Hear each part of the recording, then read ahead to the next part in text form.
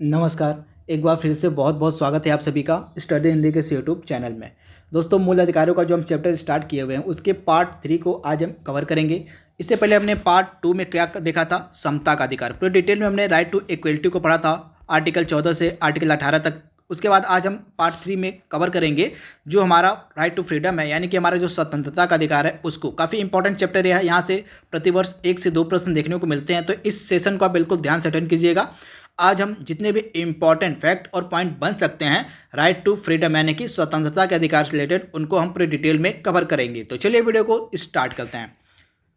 तो जैसा कि मैंने आपको बताया, यह हमारा फंडामेंटल राइट्स का पार्ट 3 है और आज हम पढ़ेंगे स्वतंत्रता का अधिकार यानी कि राइट टू फ्रीडम। तो चलिए आज के सेशन को स्टार्ट करते हैं। तो हमारा जो राइट टू फ्रीडम है यह कौन से आर्टिकल तक रखा गया है, तो आर्टिकल 19 से 22 के मध्य। आप याद रखिए कि सबसे पहली चीज़ आपको याद रखनी है, जो हमारा स्वतंत्रता का अधिकार है, जो हमारा राइट टू फ्रीडम है, इसको रखा गया है हमारे संविधान में आर्टिकल 19 से आर्टिकल 22 के मध्य। तो इन्हीं आर्टिकल को आज हम पूरे डिटेल में कवर करेंगे। तो चलिए आज के सेशन को शुरू करते हैं। तो आर्टिकल 19 जो पहला है हमारे राइट टू फ्रीडम का, यह क्या कहता है, इसके अंतर्गत जो है 6 अधिकारों की रक्षा की गई है। ये 6 अधिकार क्या क्या हैं, यहाँ से प्रश्न कई बार बनते हैं। तो आर्टिकल 19 जो है ये 6 प्रकार के अधिकारों की रक्षा करता है। तो ये 6 प्रकार के अधिकार कौन कौन से हैं, तो पहला अधिकार आपके सामने है वाक्य एवं अभिव्यक्ति की स्वतंत्रता। वाक्य एवं अभिव्यक्ति यानी कि बोलने की आज़ादी की बात करता है आर्टिकल 19, ये पहला है। उसके बाद शांतिपूर्वक सम्मेलन का अधिकार देता है आर्टिकल 19। उसके बाद संघ या सहकारी समितियां बनाने का अधिकार देता है आर्टिकल 19। भारत के राज्य क्षेत्र में सर्वत्र अबाध आचरण संचरण करने का अधिकार देता है, यानी कि राज्य में, भारत के जितने भी राज्य हैं, आप बिना किसी रोक टोक के वहां घूम सकते हैं, यह अधिकार देता है आर्टिकल 19। उसके बाद भारत के राज्य क्षेत्र में किसी भी भाग में निर्बाध घूमने और बस जाने यानी कि निवास करने का अधिकार देता है आर्टिकल 19, यानी कि भारत के किसी भी राज्य क्षेत्र में आपको घूमने और वहां निवास करने का अधिकार आर्टिकल 19 प्रदान करता है। इसके बाद कोई भी वृत्ति, व्यापार या कारोबार का अधिकार देता है आर्टिकल 19। तो ये 6 प्रकार के अधिकारों की रक्षा करता है आर्टिकल 19। इन 6 को हम पूरे डिटेल में कवर करेंगे। यहाँ से प्रश्न डेफिनेटली आपके एग्जाम में पूछा जाएगा। तो ये 6 अधिकारों को आइए सबसे पहले देख लेते हैं। तो सबसे यहाँ पे आप देख लीजिए, सबसे पहले एक फैक्ट है जो मूलतः आर्टिकल 19 है, इसमें 7 अधिकार दिए गए थे। आप यहाँ देखिएगा, जो आर्टिकल 19 था यह मूल रूप से 7 अधिकारों को गारंटी देता था, परंतु संपत्ति को खरीदने, उनका अधिग्रहण करने या बेच देने के अधिकार को जो है 1978 में 44वें संविधान संशोधन अधिनियम के तहत समाप्त कर दिया गया था। तो इसे आप याद रखिएगा, जो हमारा अनुच्छेद 19 था यह 6 अधिकारों की रक्षा करता था, परंतु जो संपत्ति खरीदने का अधिकार था, संपत्ति को अधिग्रहण करने का अधिकार या बेचने का अधिकार था, इसको 44वें संविधान संशोधन अधिनियम 1978 के तहत समाप्त कर दिया गया था। तो इस प्रकार से टोटल 6 अधिकारों की वर्तमान में रक्षा करता है आर्टिकल 19। तो आइए इन 6 अधिकारों को पूरे डिटेल में कवर कर लेते हैं। तो चलिए और आगे बढ़ते हैं। तो सबसे पहले हम बात करेंगे वाक एवं अभिव्यक्ति की स्वतंत्रता। तो हमारा जो सुप्रीम कोर्ट है, हमारा जो उच्चतम न्यायालय है, उसने वाक एवं अभिव्यक्ति की स्वतंत्रता में निम्नलिखित को सम्मिलित किया, यानी कि जो अभिव्यक्ति की स्वतंत्रता है, राइट टू स्पीच है, इसके अंतर्गत उच्चतम न्यायालय के द्वारा क्या क्या सम्मिलित किया गया है। तो यहाँ पे आप देख रहे हैं, अपने या किसी अन्य के विचारों को प्रसारित करने का अधिकार, इसको सम्मिलित किया गया है। आप अपने विचार को या किसी अन्य के विचार को बिना किसी रोक टोक के प्रसारित कर सकते हैं, यह अधिकार दिया गया अनुच्छेद 19 के भाग 1 में, जो है वाक एवं अभिव्यक्ति की स्वतंत्रता है उसमें। उसके बाद प्रेस की स्वतंत्रता को भी आर्टिकल किस में रखा गया है, तो आर्टिकल 19 में रखा गया है। उसके बाद व्यावसायिक विज्ञापन की स्वतंत्रता इसमें रखी गई है। फोन टैपिंग के विरुद्ध अधिकार को इसमें रखा गया है। प्रसारित करने का अधिकार, अर्थात सरकार का इलेक्ट्रॉनिक मीडिया पर एकाधिकार नहीं है, इसको भी इसमें रखा गया है। किसी राजनीतिक दल या संगठन के द्वारा आयोजित बंद के खिलाफ अधिकार भी इसमें रखा गया है। इसके बाद सरकारी गतिविधियों की जानकारी का अधिकार भी इसमें रखा गया है। इसके बाद शांति का अधिकार, शांति आप याद देखिएगा, शांति से जीवन जीने का अधिकार भी इसमें रखा गया है। इसके बाद किसी अखबार पर पूर्ण प्रतिबंध के विरुद्ध अधिकार, यानी कि सरकार के द्वारा जो है किसी भी अखबार पर पूर्ण रूप से प्रतिबंध नहीं लगाया जा सकता, यह भी दिया गया है अनुच्छेद 19 में। इसके बाद किस प्रदर्शन एवं विरोध का अधिकार, लेकिन हड़ताल का अधिकार नहीं, इसे आप याद देखिएगा। आर्टिकल जो 19 का भाग 1 है वाक एवं अभिव्यक्ति की स्वतंत्रता, इसमें जो है प्रदर्शन एवं विरोध का अधिकार तो दिया गया, परंतु हड़ताल करने का अधिकार नहीं दिया गया। जिसे आप याद रखिएगा, जो वाक एवं अभिव्यक्ति की स्वतंत्रता, इसमें प्रदर्शन करने और विरोध करने का अधिकार तो दिया गया, परंतु हड़ताल करने का अधिकार नहीं दिया गया। तो ये सभी जो अधिकार हैं ये वाक एवं अभिव्यक्ति की स्वतंत्रता के अंतर्गत दिए गए हैं, इनको आपको याद रखना है। इसके बाद जो वाक एवं अभिव्यक्ति की स्वतंत्रता है, इस पर कुछ कारणों पर मतलब उचित प्रतिबंध भी भारत सरकार के द्वारा लगाया जा सकता है। आप याद रखिएगा, जो राज्य है यानी कि भारत की यहाँ पे बात हो रही है, राज्य के द्वारा जो वाक एवं अभिव्यक्ति की स्वतंत्रता पर उचित प्रतिबंध लगाया जा सकता है। यह प्रतिबंध जो है लगाने के अधिकार क्या हो सकते हैं? भारत की एकता एवं संप्रभुता, राज्य की सुरक्षा, विदेशी राज्यों से मित्रवत संबंध, सार्वजनिक आदेश, नैतिकता की स्थापना, न्यायालय की अवमानना, किसी अपराध में संलिप्तता, यानी कि इन सभी आधार पर जो है राज्य वाक एवं अभिव्यक्ति की स्वतंत्रता पर प्रतिबंध लगा सकता है। तो इसे भी आप याद रखिएगा, यानी कि आपको कुछ भी बोलने का अधिकार नहीं है, आपको एक लिमिटेशन में दूसरे की भावनाएं आहत ना हो उसको ध्यान में रखकर भी आप अपने अभिव्यक्ति को क्या कर सकते हैं? व्यक्त कर सकते हैं। अगर आपकी अभिव्यक्ति से किसी दूसरे व्यक्ति की भावना आहत होती है, या देश की एकता या संप्रभुता पर ठेस पहुंचती है, या अगर न्यायालय की अवमानना होती है, तो इस आधार पर जो है आपकी अभिव्यक्ति की जो स्वतंत्रता है उस पर प्रतिबंध राज्य के द्वारा लगाया जा सकता है। तो इसे भी आप याद रखिएगा। इसके बाद आर्टिकल 19 में दूसरा अधिकार क्या दिया गया है? शांतिपूर्वक सम्मेलन की स्वतंत्रता। तो यह आर्टिकल 19 के भाग 2 में क्या है? तो शांतिपूर्वक सम्मेलन का अधिकार दिया गया है। यहाँ पे इसमें क्या देख रहे हैं? इसमें शांतिपूर्वक सम्मेलन में क्या सम्मिलित किया गया है? किसी भी नागरिक को बिना हथियार के शांतिपूर्वक संगठित होने का अधिकार इसमें दिया गया है। उसके बाद इसमें शामिल है सार्वजनिक बैठकों में भाग लेने का अधिकार एवं प्रदर्शन। इसके बाद इस स्वतंत्रता का उपयोग केवल सार्वजनिक भूमि पर बिना हथियार के किया जा सकता है। इसे भी आप याद रखिएगा, जो शांतिपूर्वक सम्मेलन करने की स्वतंत्रता इसके अंतर्गत जो है केवल सार्वजनिक भूमि पर बिना हथियार के ही जो है क्या किया जा सकता है? तो सम्मेलन किया जा सकता है। यह व्यवस्था हिंसा, अव्यवस्था, गलत संगठन एवं सार्वजनिक शांति भंग के लिए नहीं, यानी कि शांतिपूर्वक सम्मेलन के अंतर्गत जो है शांतिपूर्वक सम्मेलन आप कर सकते हैं। अगर आपके सम्मेलन से हिंसा भड़कती है, कोई अव्यवस्था फैलती है, या गलत संगठन बनता है, या सार्वजनिक शांति भंग होती है, तो इस सम्मेलन को रोका जा सकता है, इस पर प्रतिबंध लगाया जा सकता है। तो इसे भी आप याद रखिएगा। इसके बाद इसमें हड़ताल का अधिकार शामिल है, यानी कि शांतिपूर्वक सम्मेलन में जो है हड़ताल के अधिकार को नहीं रखा गया। तो इसे भी आप याद रखिएगा। इसके बाद तीसरा अधिकार क्या है? तो तीसरा अधिकार है संगम या संघ बनाने का अधिकार, यानी कि जो आर्टिकल 19 में है, आर्टिकल 19 का 3 है भाग, उसमें जो है बताया गया है संगम एवं संघ बनाने का अधिकार। तो इसमें क्या है? सभी नागरिक को सभा, संघ या सहकारी समितियां गठित करने का अधिकार होगा। आप याद देखिएगा, जो सभी नागरिक हैं भारत के, उनको सभा बनाने, संघ बनाने या सहकारी समितियों को गठित करने का अधिकार दिया गया है। इसके बाद इसमें शामिल है राजनीतिक दल बनाने का अधिकार, कंपनी साझा फर्म का अधिकार, मतलब साझा कंपनी बनाने का अधिकार, समितियां बनाने का अधिकार, क्लब, संगठन, व्यापार संगठन या लोगों की अन्य इकाइयां बनाने का अधिकार इसमें सम्मिलित किया गया है। इसके बाद यह न केवल संगम या यह जो अधिकार है संगम एवं संघ बनाने का अधिकार, यह न केवल संगम या संघ बनाने का अधिकार प्रदान करता है, वरन यानी बल्कि उन्हें नियमित रूप से संचालित करने का भी अधिकार प्रदान करता है। यानी कि आर्टिकल 19 का जो तीसरा भाग है, यह केवल संगम एवं संघ बनाने का ये अधिकार नहीं देता, उनको सुचारू रूप से संचालित करने का भी अधिकार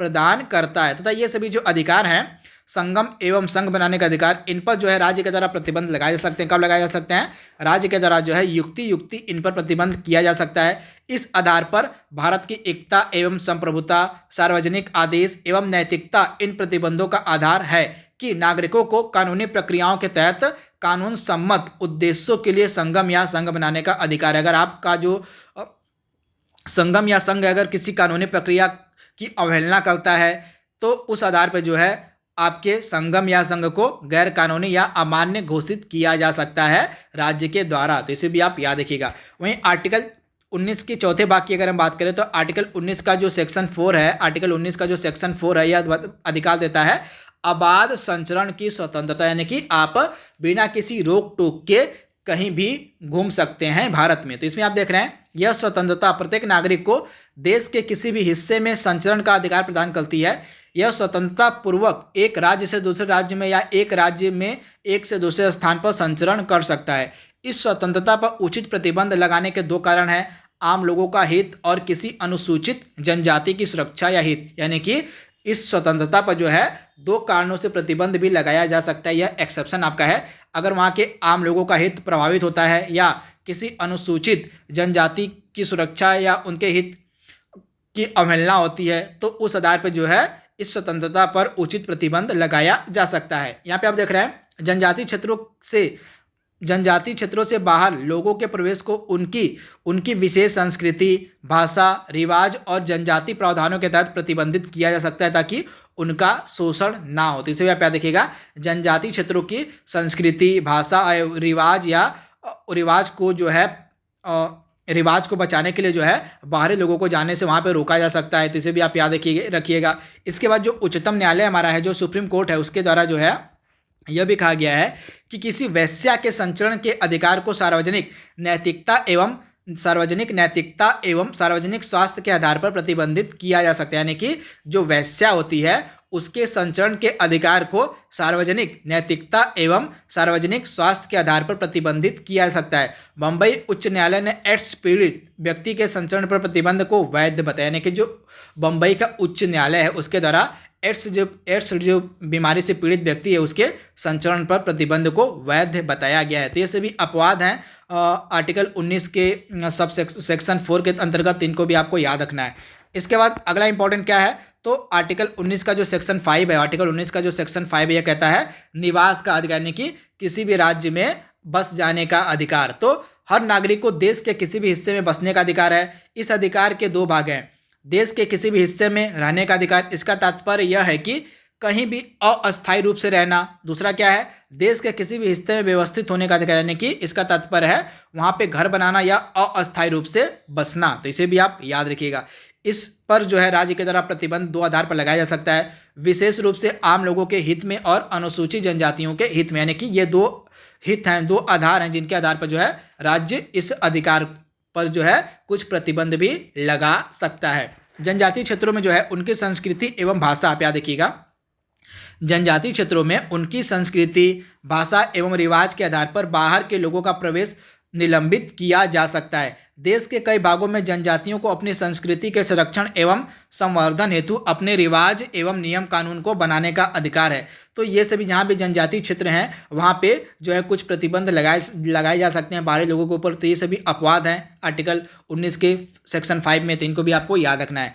इसके बाद अगला जो 6 है, आर्टिकल 19 का पार्ट जो 6 है, आर्टिकल 19 का जो सेक्शन 6 है उसमें क्या कहा गया है, व्यवसाय आदि की स्वतंत्रता, यानी कि कोई भी व्यक्ति भारत का कोई भी व्यवसाय अपना सकता है। तो इसमें क्या कहा गया है, सभी नागरिक को किसी भी व्यवसाय को करने, पेशा अपनाने या व्यापार शुरू करने का अधिकार है। राज्य सार्वजनिक हित में इसके उपयोग पर कुछ प्रतिबंध भी लगा सकता है। जैसे यहाँ पे आप देख रहे हैं, इसके अतिरिक्त राज्य को यह अधिकार है कि किसी पेशे या व्यवसाय के लिए पेशेगत या तकनीकी योग्यता को जरूरी ठहरा सकता है। यानी कि किसी भी रोजगार या किसी व्यवसाय के लिए सरकार के द्वारा जो है कोई पेशेगत या तकनीकी योग्यता को जरूरी ठहराया जा सकता है। उसके बाद किसी व्यापार, व्यवसाय, उद्योग या सेवा को पूर्ण या आंशिक रूप से वह भारत सरकार स्वयं जारी रख सकती है। अपवाद इसे आप याद रखिएगा, जो सरकार है, जो राज्य है, वह किसी व्यापार, व्यवसाय, उद्योग या सेवा को अपने लिए जो है सुरक्षित रख सकती है। तो ये अपवाद है, इनको आपको याद रखना है। तो आर्टिकल 19 में 6 अधिकार दिए गए, उन 6 अधिकार को हमने पूरे डिटेल में कवर कर लिया है। अब हम आगे बढ़ते हैं। तो अगला क्या है अधिकार, आर्टिकल 20, काफ़ी इंपॉर्टेंट आर्टिकल है। अपराध के लिए दोष सिद्धि के संबंध में संरक्षण, यानी कि अपराध के लिए दोष सिद्धि के संबंध में संरक्षण प्रदान करता है आर्टिकल 20, यानी कि आर्टिकल 20। आर्टिकल 20 किसी भी अभियुक्त या दोषी करार व्यक्ति, चाहे वो नागरिक हो या विदेशी हो या कंपनी या परिषद का कानूनी व्यक्ति हो, उसके विरुद्ध मनमाने या अतिरिक्त दंड से संरक्षण प्रदान करते हैं। यानी कि जो आर्टिकल 20 है मनमाने दंड देने से जो है संरक्षण प्रदान करता है। किसको, तो जो अभियुक्त है या दोषी व्यक्ति हो, चाहे वो नागरिक भारत का हो या विदेशी हो या कोई कंपनी हो या कंपनी मतलब परिषद का कानूनी व्यक्ति हो, उसके विरुद्ध मनमाने और अतिरिक्त दंड से जो है सुरक्षा प्रदान करता है आर्टिकल जो है 20। तो इसे भी आप याद रखिएगा।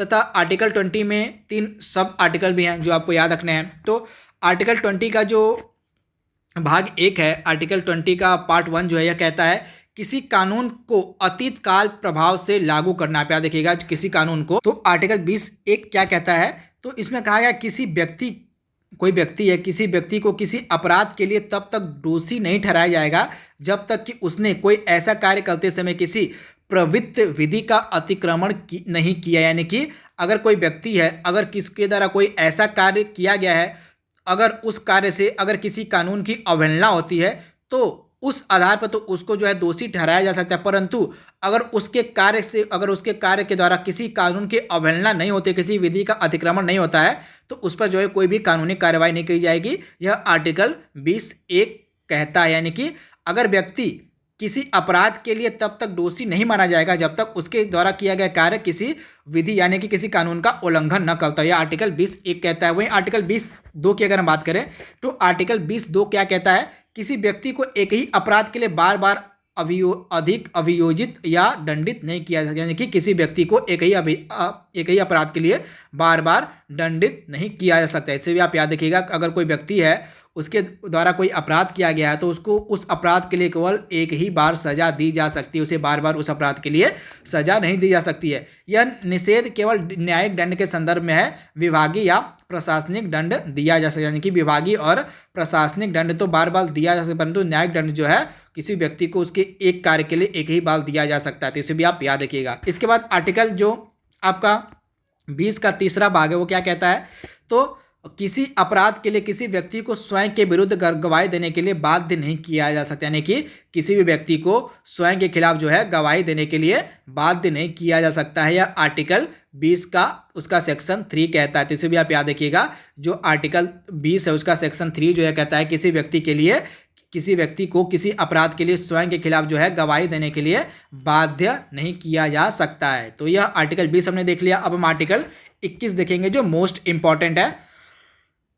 21 बात करता है राइट टू लाइफ यानी कि प्राण एवं दैहिक स्वतंत्रता की बात करता है आर्टिकल 21। तो आइए इसको देख लेते हैं। तो इस अनुच्छेद के अंतर्गत जो है यह घोषणा की गई है कि किसी व्यक्ति को उसके प्राण या दैहिक स्वतंत्रता से विधि द्वारा स्थापित प्रक्रिया से ही वंचित किया जाएगा, अन्यथा नहीं। यानी कि किसी व्यक्ति को उसके प्राण या दैहिक स्वतंत्रता से कानून के द्वारा जो प्रक्रिया स्थापित की गई उसी प्रक्रिया के तहत ही उसको वंचित किया जाएगा, अन्यथा नहीं किया जाएगा। अनुच्छेद 21 जो है इसमें आजीविका का अधिकार, अच्छे स्वास्थ्य का अधिकार, प्रदूषण के विरुद्ध अधिकार, संरक्षण का अधिकार, भोजन का अधिकार, विदेश भ्रमण का अधिकार आदि को शामिल किया गया है। तो इसे आप याद रखिएगा। जो अनुच्छेद 21 है इसमें जो है आजीविका का अधिकार दिया गया है, अच्छे स्वास्थ्य का अधिकार दिया गया है। आप याद रखिएगा, अच्छे स्वास्थ्य का अधिकार, आजीविका का अधिकार, पर्यावरण प्रदूषण के विरुद्ध संरक्षण का अधिकार दिया गया है, भोजन करने का अधिकार दिया गया है, विदेश भ्रमण करने का अधिकार दिया गया है आदि। ये सभी जो अधिकार हैं, ये सभी अधिकार जो हैं आर्टिकल 21 के तहत लोगों को दिए गए हैं। तो इसे भी आप याद रखिएगा। इसके बाद 44वें, इसके अलावा भी और बहुत सारे अधिकार हैं जो आपको याद रखने हैं, जैसे विदेश यात्रा करने का अधिकार, बंधुआ मजदूरी करने के विरुद्ध अधिकार, इसके अलावा अकेले कारावास में बंद होने के विरुद्ध अधिकार, इसके अलावा स्वास्थ्य का अधिकार तो मैंने आपको बताया, आश्रय का अधिकार, राइट टू प्राइवेसी, निजता का अधिकार, ये सभी अधिकार जो है अनुच्छेद जो है 21 के अंतर्गत जो है नागरिकों को भारत के दिए गए हैं। इसके अलावा 44वें संविधान संशोधन अधिनियम 1978 द्वारा प्रावधान किया गया है कि अनुच्छेद 20 व 21 को जो है आपात स्थिति में भी अनुच्छेद 359 के अधीन किसी आदेश द्वारा निलंबित नहीं किया जा सकता। यानी कि जो अनुच्छेद 20 और 21 हैं इनको जो है किसी भी परिस्थिति में निलंबित नहीं किया जा सकता है। बाकी सभी जो आर्टिकल फंडामेंटल राइट्स के वे निलंबित हो जाते हैं आपातकाल के दौरान, परंतु आर्टिकल 20 व 21 कभी भी निलंबित नहीं किए जा सकते हैं। यह अधिकार दिया गया और 44वें संविधान संशोधन 1978 के तहत। ये फैक्ट आप याद रखिएगा, ये कई बार एग्जाम में पूछा गया है। इसके बाद आर्टिकल 21 में एक सब आर्टिकल जोड़ा गया आर्टिकल 21 का, यह शिक्षा का अधिकार से संबंधित है, काफ़ी इंपॉर्टेंट आर्टिकल है। तो आर्टिकल जो 21 का है यह शिक्षा की बात करता है, यानी कि राइट टू एजुकेशन की बात करता है। अनुच्छेद 21 का में घोषणा की गई है कि राज्य 6 से 14 वर्ष तक की उम्र के बच्चों को निःशुल्क एवं अनिवार्य शिक्षा उपलब्ध कराएगा। तो आप याद देखिएगा, जो अनुच्छेद 21 है यह व्यवस्था करता है कि जो राज्य है वह 6 वर्ष से लेकर 14 वर्ष तक के उम्र के बच्चों को निःशुल्क और अनिवार्य शिक्षा उपलब्ध कराएगा। यह व्यवस्था जो है 86वें संविधान संशोधन अधिनियम 2002 के द्वारा जोड़ी गई थी। इससे पहले भी संविधान के भाग 4 में अनुच्छेद जो 45 है वह बच्चों के लिए निःशुल्क एवं अनिवार्य शिक्षा की व्यवस्था करता था, परंतु निर्देशक सिद्धांत होने के कारण यह न्यायालय के द्वारा जरूरी नहीं ठहराया जा सकता था। यानी कि इससे पहले, यानी कि जब 86वें संविधान संशोधन के तहत जो है आर्टिकल 21 का जोड़ा गया, इससे पहले भी जो है राइट टू एजुकेशन को डीपीएसपी जो है हमारे राज्य के जो नीति निर्देशक सिद्धांत उसके अंतर्गत आर्टिकल 45 में रखा गया था, परंतु जो डीपीएसपी होते हैं इनको न्यायालय के द्वारा लागू नहीं कराया जा सकता था। तो इस कारण से जो है फंडामेंटल राइट्स में जो है राइट टू एजुकेशन को डाल दिया गया, यानी कि राइट्स टू एजुकेशन जो है अब इसको लागू कराने के लिए आप सुप्रीम कोर्ट के पास जा सकते हैं, कानूनी रूप से इसको लागू कराया जा सकता है। इसी कारण से जो है इसको जो है आर्टिकल 21 के अंतर्गत रखा गया था। ये फैक्ट आप याद रखिएगा। इसके बाद अगला आर्टिकल है जो लास्ट है राइट टू फ्रीडम का, आर्टिकल 22, यानी कि निरोध एवं गिरफ्तारी से संरक्षण देता है। आर्टिकल 22 काफ़ी इंपॉर्टेंट आर्टिकल है। इस अनुच्छेद के तहत कुछ दशाओं में गिरफ्तारी और निरोध से संरक्षण प्रदान किया गया है। वस्तुतः जो गिरफ्तारियां होती है, जो डिटेंशन है कि निरोध होता है, दो प्रकार का होता है। एक तो होता है प्यूनिटिव डिटेंशन यानी कि दंडात्मक निरोध, और एक आपका होता है प्रिवेंटिव डिटेंशन यानी कि निवारक निरोध। यानी कि गिरफ्तारियां जो होती हैं दो प्रकार की होती हैं। कौन कौन सी? एक तो होता है दंडात्मक निरोध यानी कि प्यूनिटिव डिटेंशन, और होता है निवारक निरोध। तो इसे आप याद रखिएगा। अगर मान लीजिए कोई व्यक्ति है, अगर उसको निवारक निरोध के तहत गिरफ्तार किया जाता है तो 3 कंडीशन इसमें रखे। कुछ कंडीशंस हैं। व्यक्ति की जो हिरासत 3 माह से ज़्यादा नहीं बढ़ाई जा सकती जब तक कि सलाहकार बोर्ड इस बारे में उचित कारण न बताए। बोर्ड में जो है उच्च न्यायालय के न्यायाधीश होंगे। अगर मान लीजिए अगर उसको जो है किसी व्यक्ति को निवारक निरोधक यानी कि प्रिवेंटिव डिटेंशन के तहत गिरफ्तार किया जाता है तो व्यक्ति की जो हिरासत है 3 माह से ज़्यादा नहीं बढ़ाई जा सकती है जब तक कि सलाहकार बोर्ड इस बारे में कोई उचित कदम ना उठाए। इस बोर्ड में जो है उच्चतम न्यायालय के न्यायाधीश होंगे, तो इसे भी आप ध्यान दीजिएगा। इसके बाद निरोध का आधार संबंधित व्यक्ति को बताया जाना चाहिए। अगर सार्वजनिक हितों के विरुद्ध हो तो इसे बताना आवश्यक नहीं, यानी कि अगर कोई प्रिवेंटिव डिटेंशन यानी कि निवारक निरोधक कानून के तहत कोई व्यक्ति गिरफ्तार किया गया है तो उस व्यक्ति को बताया जाना चाहिए कि वह किस आधार पर गिरफ्तार किया गया है। परंतु अगर हालांकि सार्वजनिक हितों की अगर बात वहाँ पे हो तो सार्वजनिक हितों के विरुद्ध इसे बताना जरूरी भी नहीं है, तो इसे भी आप याद रखिएगा। इसके बाद निरोधक यानी कि जो व्यक्ति निरोध किया गया यानी कि जिस व्यक्ति को निवारक निरोधक कानून के अंतर्गत जो है गिरफ्तार किया गया है, व्यक्ति को यह अधिकार है कि वह निरोध के आदेश के विरुद्ध अपना प्रतिवेदन करे। यानी कि प्रिवेंटिव डिटेंशन के तहत जो व्यक्ति गिरफ्तार किया गया उस व्यक्ति को यह अधिकार है कि वह निरोध के आदेश के विरुद्ध अपना जो है प्रतिवेदन करे। तो इसे भी आप ध्यान दीजिएगा। तो यहाँ पे आर्टिकल यहाँ पे हमने 22 को भी कवर कर लिया। इसमें जो है कुछ गिरफ्तारियों के संबंध में जो है संरक्षण प्रदान करता है। आर्टिकल जो है आपका क्या है तो आर्टिकल 22। तो इसे भी आप याद रखिए। अगर मान लीजिए हमने तो निवारक कानून के यहाँ पे बात की थी, अगर कोई व्यक्ति निवारक हिरासत में लिया जाता है यानी कि कोई व्यक्ति है अगर निवारक प्रिवेंटिव डिटेंशन के तहत गिरफ्तार किया था उसको उसके संबंधित क्या क्या प्रावधान। अगर हम बात करें अगर कोई व्यक्ति साधारण कानून के अंतर्गत यानी कि अगर व्यक्ति कोई साधारण कानून के अंतर्गत गिरफ्तार किया था तो उस हिसाब से क्या कंडीशन बनती है। तो गिरफ्तार करने के आधार की सूचना उस व्यक्ति को देना चाहिए सबसे पहले कि अगर मान लीजिए कोई व्यक्ति है अगर उसको साधारण कानून के अंतर्गत गिरफ्तार किया गया तो उसको बताया जाना चाहिए कि किस आधार पर गिरफ्तार किया गया यानी कि किस दंड के लिए उसको गिरफ्तार किया गया है। इसके अलावा मजिस्ट्रेट के सामने उसको 24 घंटे के अंदर पेश किया जाना चाहिए। यह भी साधारण कानून के अंतर्गत अगर कोई व्यक्ति गिरफ्तार किया जाता है तो उसके 24 घंटे के अंतर्गत मजिस्ट्रेट के सामने प्रस्तुत किया जाना चाहिए।